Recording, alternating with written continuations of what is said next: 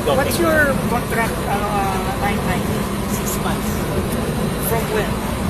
From December. Natapos to mga by month of June.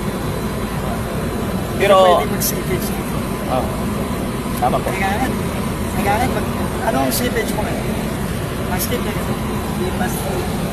Earn. Slippage. Positive pa tayo? Yung na pala sir, partial lifting pa lang ito ng CDO sir. So, You're not answering my question.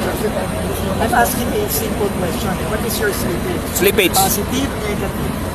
earn. Hindi natin sa positive tayo. You cannot say tingin natin. Dapat anong klase ng contractor yung slippage mo? Yan, double naman. Dalawa yung machine.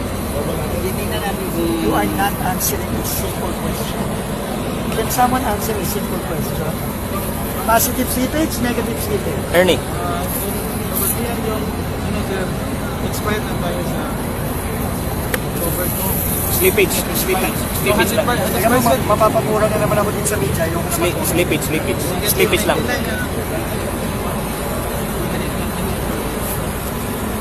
negative 99.8% ng slippage mo. Kasi yan ako kasi Ikuan lang sa Sabi mo 6 months ka sa December. pero ang start kasi natin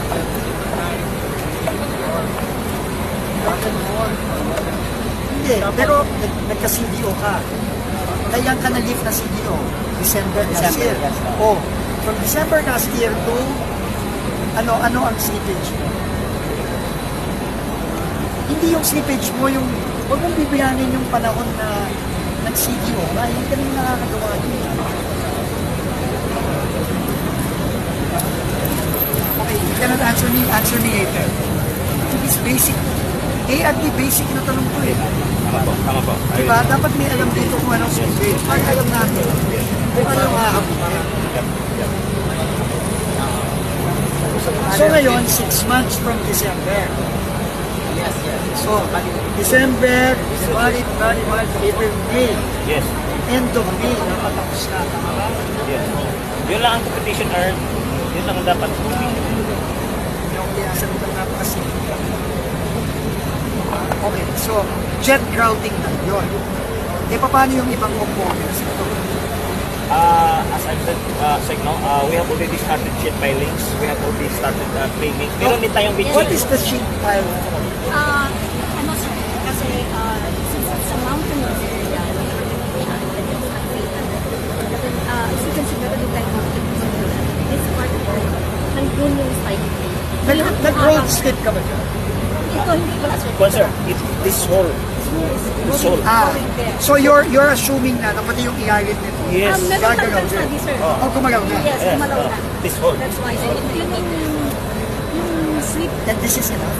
This Yes sir, piles, yes sir, yes sir. 12 meter yan. Kasi after nun, hindi niya sir, after exposed, is we put MSC walls up and then gap tubes that will be permeable.